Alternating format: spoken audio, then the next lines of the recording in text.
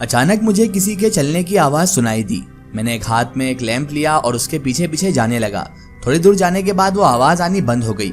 मैंने इधर उधर नजर घुमाई तो वहां एक बहुत ही गहरा कुआं दिखाई दिया।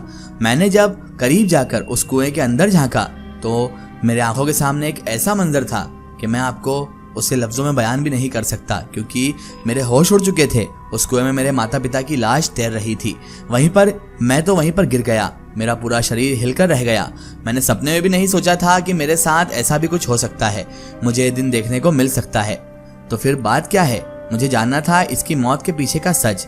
एक पल के लिए तो मैंने भी सोचा कि मेरे माता पिता इस दुनिया में रहे ही नहीं तो इस दुनिया में मैं जीकर क्या करूंगा। मैं भी इसीलिए इस कुएं में कूदकर जान दे देता हूँ। पर तभी मैंने सोचा कि जब तक मैं उस कातिल को पकड़ ना लूं जिसने ये सब किया है, तब तक मैं चैन से नहीं रहूंगा।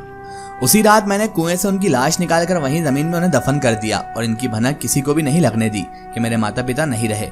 उन्हें यही कहा कि मेरे माता पिता कुछ दिनों के लिए बाहर चले गए हैं। मैंने काफी छानबीन की पर मुझे कोई सुराग नहीं मिल रहा था कि आखिर उनकी मौत हुई तो हुई कैसे। मैंने इस बात पे काफी गौर फरमाया कि ये बात तो सच है कि वे कुएं के पास गए हैं। अगर उन्हें जबरन कोई ले जाता तो वे चिल्लाते जरूर, पर ऐसा नहीं हुआ। तो इसका मतलब ये है कि वे उस कुएं के पास अपनी ही मर्जी से गए थे। पर सबसे अजीब बात यह थी कि वे उस कुएं में कूदे क्यों।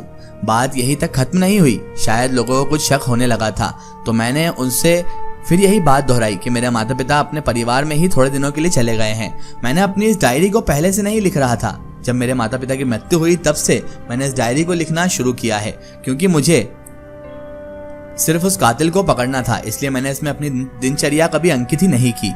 एक हफ्ता बीत चुका था और अब जो मेरे हाथ और मेरे साथ होने लगा था वो बेहद ही अजीब था। शायद किसी को विश्वास ना हो, आज तक बिना पूछे मैंने कभी भी अपनी माँ की रखी सामान को नहीं छुआ था, पर आज उनकी मौत के बाद सब सच जानने के लिए मुझे ये सब करना पड़ा। मैंने माँ के कमरे की तलाशी लेनी शुरू कर दी। तलाशी के वक्त जो मेरे सामने आया और मेरे सामने जो आना शुरू हुआ उसने मुझे अंदर से हिलाकर रख दिया। जब मैंने उनके बक्से को खोला तो उसमें मुझे अजीब आकार की कई सारी हड्डियां मिली जो देखने में बहुत ही खौफनाक लग रही थी। देखने में तो यही लग रहा था कि ये सारी हड्डियां किसी न किसी इंसान की ही हैं। मैं घबरा गया। मुझे लगा आखिर मेरी माँ इन सब चीज़ों का क्या करती थी। जब मैंने अपने माँ और पिताजी दोनों के कमरे की तलाशी ली तो ऐसे ऐसे सच मेरे सामने आए कि मेरे होश उड़ गए। विचित्र तरह की हड्डियां, कई सारे रंग की पोटली, अजीब से कपड़े एवं कई सारी मोमबत्तियां मिली, जिसने मुझे सोचने पर मजबूर कर दिया कि आखिर इन सब चीज़ों का मतलब क्या है। मुझे वहां पर एक बड़ी सी सफेद कागज मिली जिसपे तंत्र मंत्र से संबंधित ढेर सारी बातें लिखी हुई थी। ये सब चीजें काफी चौंकाने वाली थी, क्योंकि इन सब के बारे में मैंने पहले नहीं सुना था और ना ही देखा था। लेकिन मुझे इन सारी चीजों के बारे में अच्छे से जानना था। इन सब चीजों के देखते देखते रात काफी हो चुकी थी, इसलिए मैंने सोचा कि अब सुबह को ही इस पर गौर करेंगे। और फिर मैं सोने के लिए अपने कमरे में चला गया। नींद तो मुझे आ नहीं रही थी। मैं सिर्फ यही सोचे जा रहा था कि आखिर इन सब के पीछे की सच्चाई क्या है। मैं सिर्फ अपनी आंखें बंद कर लेटा हुआ था कि अचानक मेरे कमरे के बाहर किसी के चलने की आवाज आई। मैं तुरंत उठकर बाहर देखने को चला गया, लेकिन बाहर मुझे कोई नहीं दिखा। पर जैसे ही मैंने सीढ़ियों की ओर देखा तो ऐसा मुझे दिखा कि कोई छोटी सी बच्ची वहां से नीचे उतर रही है। मुझे अपनी आंखों पर यकीन नहीं हो रहा था, तो मैंने अपनी आंखें मल कर फिर से देखा तो वहां कोई भी मौजूद नहीं था। ऐसा कैसे हो सकता है कि मैं यही सोच रहा था कि फिर से मैंने फैसला किया कि आज रात को ही उन मंत्रों को आह्वान करके देखूंगा कि आखिर होता क्या है, क्योंकि मैं समझ रहा था कुछ तो गड़बड़ है जो कुछ मेरे साथ हो रहा था। शायद उसी मंत्र की वजह से हुआ है और उसकी सच्चाई के बारे में जानना मुझे अब बेहद जरूरी हो चुका था। मैंने वही सब क्रियाएं करना शुरू कर दी जो उस कागज पर लिखी हुई थी। हर कुछ बिल्कुल उसी के अनुसार करना शुरू कर दिया। उस कागज पर लिखी हुई थी कि मंत्र के आह्वान के समय अपनी आंखें बंद रखें और किसी भी कीमत पर ना खोलें।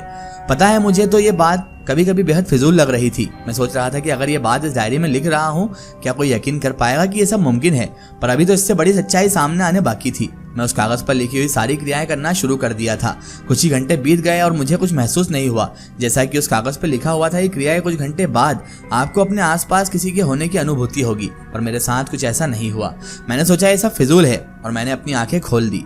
जैसे ही मैंने आंखें खोली तो सामने मुझे एक छोटी सी बच्ची दिखी। मैं एकदम से चौंक गया। लगा कि आखिर ये बच्ची कौन है और यहाँ कैसे आ गई। फिर मुझे याद आया कि लगता है शायद ये वही लड़की है जिसे मैंने उस रात सीढ़ियों से नीचे उतरते हुए देखा था।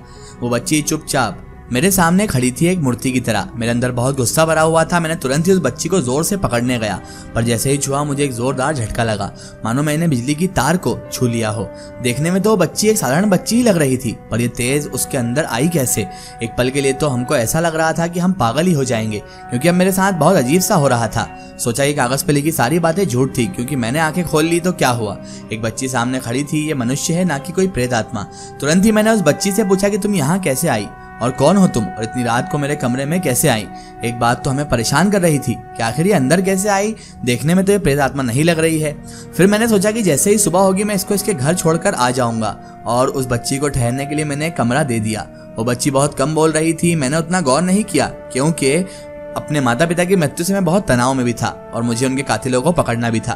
पर यह रात मेरे लिए क्या खौफ छिपाए बैठी थी, मैं कभी सोचा भी नहीं था। मैंने उन सभी कागजों को जला डाला जिसमें तंत्र मंत्र लिखे हुए थे, और तंत्र मंत्र से संबंधित सारी चीजों को मैंने जलाकर राख कर दिया, क्योंकि मैं इन सारी चीजों से अब उब चुका था। मुझे कुछ समझ नहीं आ रहा था कि आखिर मेरे माता पिता की मृत्यु कैसे हुई। मैंने उस बच्ची को देखने के लिए गया तो वो अपने कमरे में नहीं थी। मैं समझ नहीं पा रहा था कि आखिर ये कहानी चल क्या रही है यार। मैंने घर से बाहर अंधेरे में झांका तो देखा वो बच्ची वहीं खड़ी है, बिल्कुल चुपचाप। मैं तुरंत नीचे उतर गया और उस बच्ची से पूछा, तुम यहाँ क्या कर रही हो? इतनी रात गए। वो खामोश रही। तभी उस बच्ची ने अपनी उंगली से सामने की ओर इशारा किया। मैंने देखा कि वहां जमीन भुरभुरी थी। ऐसा लग रहा था जैसे वहां किसी ने कोई खुदाई की हो। वो बच्ची लगातार उसी ओर इशारा किए जा रही थी। आखिर बात क्या थी? मैं जानने के लिए घर के अंदर से फावड़ा उठा लाया और उस बच्ची को कहा कि तुम पीछे हट जाओ, इसे खोद कर मैं देखता हूँ आखिर बात क्या है। वो बच्ची मेरी पीठ पीछे खड़ी थी और मैं उस जमीन को खोदने लगा। थोड़ी देर खोदने पर मुझे अंदर जो चीज दिखी उसे देखने के बाद एक पल के लिए मैं थम सा गया। उस कब्र से उस बच्ची की लाश निकली थी, जो अभी मेरे पीछे खड़ी हुई थी। मुझे इतना डर लग रहा था कि इसे अपने शब्दों में मैं बयां भी नहीं कर सकता। मैं किसी तरह अपने पीछे देखा तो वो बच्ची वहीं खड़ी थी। उसे देखकर पीछे की ओर गिर गया। मैंने उससे पूछा कि आखिर तुम कौन हो? तब उस बच्ची ने जो कहा, मैं और भी आहत हो गया। ऐसा लगा मेरे शरीर में किसी ने जान निकाल ली हो। उस बच्ची ने अपनी आप बीती बताई कि तुम्हारे माता पिता ने ही मुझे यहाँ जमीन में दफन किया था।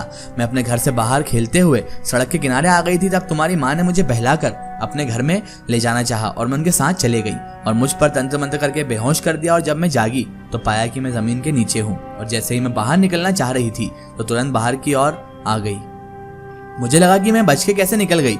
मुझे यकीन नहीं हो पा रहा था आखिर मैं जमीन में कैसे दफन हुई और तुरंत बाहर कैसे निकल गई, वो भी इतनी आसानी से। पहले तो मैं भागकर अपने माँ बाप के पास गई। बहुत खुश थी कि मैं बचकर आई हूँ। जैसे ही मैं अपने घर पहुंची तो वहाँ चित्कार मची हुई थी। मेरे घर वाले रो रहे थे। मैं वहाँ पहुंचकर इधर उधर देखी तो चारों ओर बहुत भीड़ जमी हुई थी। मैं समझ नहीं पा रही थी कि आखिर लोग ऐसा रो क्यों रहे हैं, और वो भी मेरे घर के सामने। मैंने जैसे ही अपने घर में प्रवेश किया तो सामने देखा कि दीवार पर मेरी तस्वीर लगी हुई है और उस पर फूलों की माला चढ़ी हुई है। मैंने सामने अपनी माँ को देखा।